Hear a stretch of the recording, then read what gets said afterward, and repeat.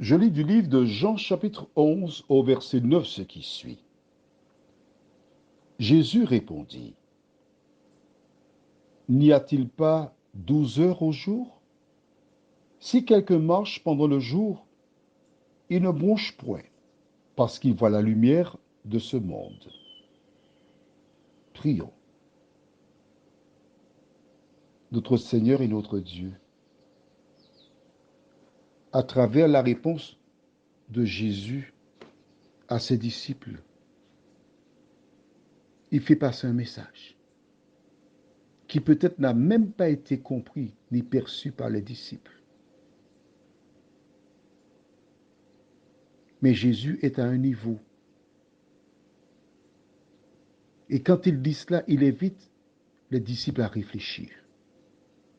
Alors que nous avançons dans la connaissance de la parole, nous te demandons, Seigneur, de nous aider à continuer à grandir en toi. Que ton esprit nous éclaire dans ce domaine, nous t'en prions.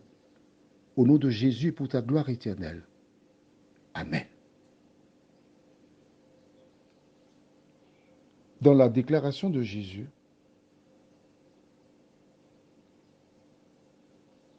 il rappelle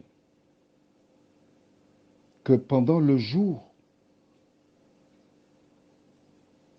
il n'y a rien à craindre parce qu'il y a la lumière.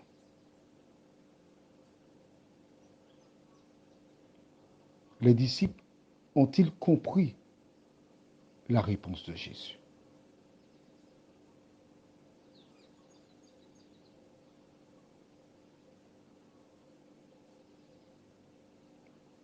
Si tu lis la suite, tu découvres qu'ils n'ont rien compris.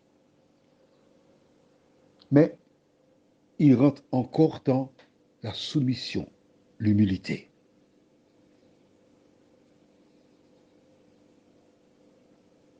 Ils ne questionnent pas Jésus. Mais leur tête, ça travaille.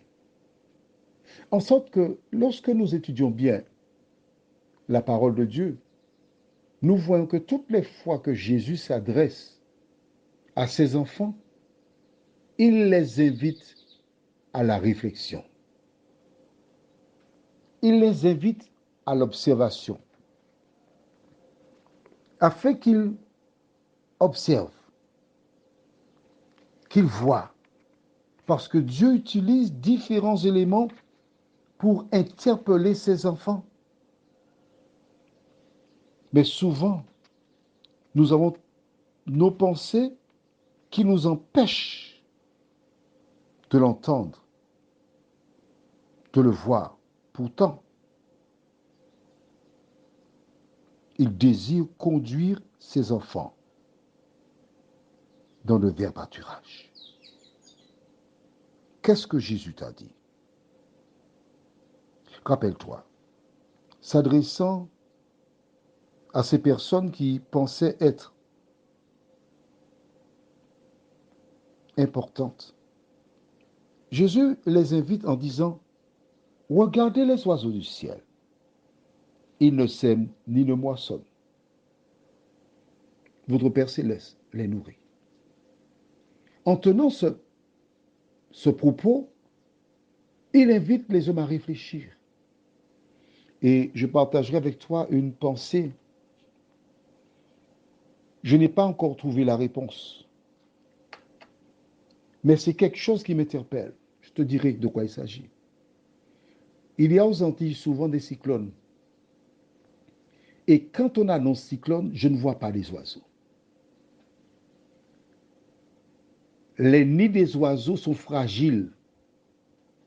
Je me demande où vont les oiseaux. Je n'ai jamais trouvé de réponse à cette question.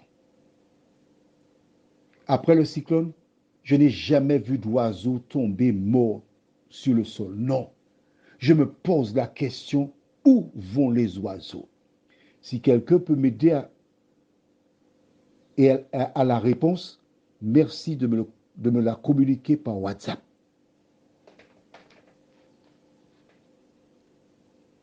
Qui veille sur les oiseaux pendant les cyclones? Qui les protège? Y as-tu pensé? À partir de la pensée de Jésus qui dit, regardez les oiseaux du ciel, j'ai regardé et j'ai réalisé que les oiseaux sont protégés par l'Éternel des armées. En sorte que lorsque Jésus retourne en Judée, il n'a rien à craindre parce qu'il est protégé.